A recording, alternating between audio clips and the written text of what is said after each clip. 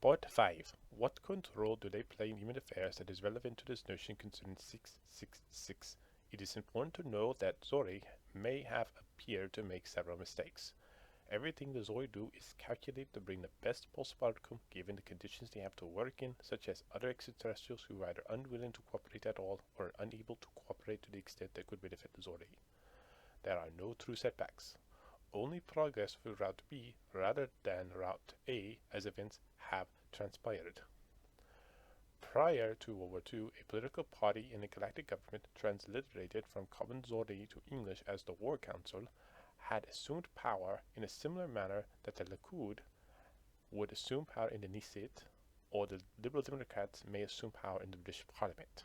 There are many factions in the Galactic government, much as there are in several legislatures across the planet. The three most powerful as they are transliterated from Common Zhor'i into English are the Peace and Prosperity Coalition, the War Council, and a consortium of autonomous leagues. The War Council is a pro-militant faction with the most hawkish disposition of meddling in human affairs. The PPC is also interventionist but prefers a more covert and less intrusive method. The CAL is similar to the Europe of freedom and direct democracy in the European Union, favoring more independence for the leagues that are subordinate to the Galactic government.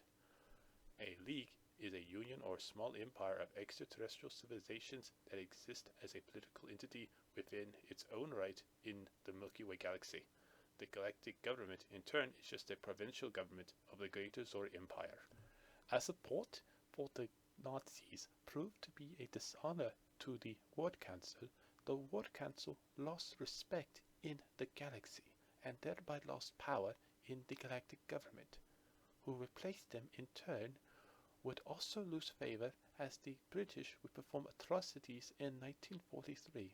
Therefore, between 1943 and 1945, there would be minimal, if any, extraterrestrials involved from the Galactic government in human affairs.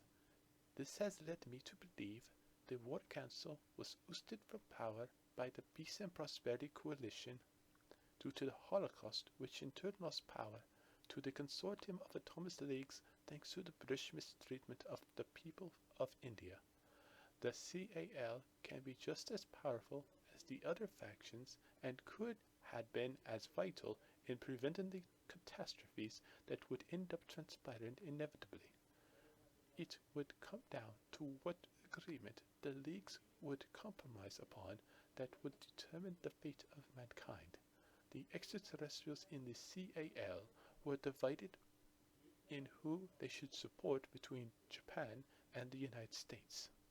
Humanity must unite, but the Earth was becoming quite the Kashmir between three leagues with vital interest concerning the human species or the planet Earth as comprised of member species originally from this planet. The three leagues were the Sol League, a federation of life forms that inhabit planets in the immediate region of the Orion Spur, the United Systems Alliance, which is a confederation of various advanced human-like species, and a third league that was an actual alliance between a number of non-hominid terrestrials derived from prior supposed episodes of extinction in Earth's history. You may recall of a conflict between a species resembling dinosaurs and another resembled humans. Their conflict stems from whether supporting Japan or the United States, which in turn had divided them. This conflict acted more as a Cold War rather than a true conflict in the traditional sense that would be a catalyst for why the Galactic government was completely incompetent in stopping the United States from nuking Japan twice. In more specific context, what role do they play in our affairs that is relevant to this notion concerning 666? I will end this here and pick up with part 6 in explaining how the United States received its first direct interaction with extraterrestrials.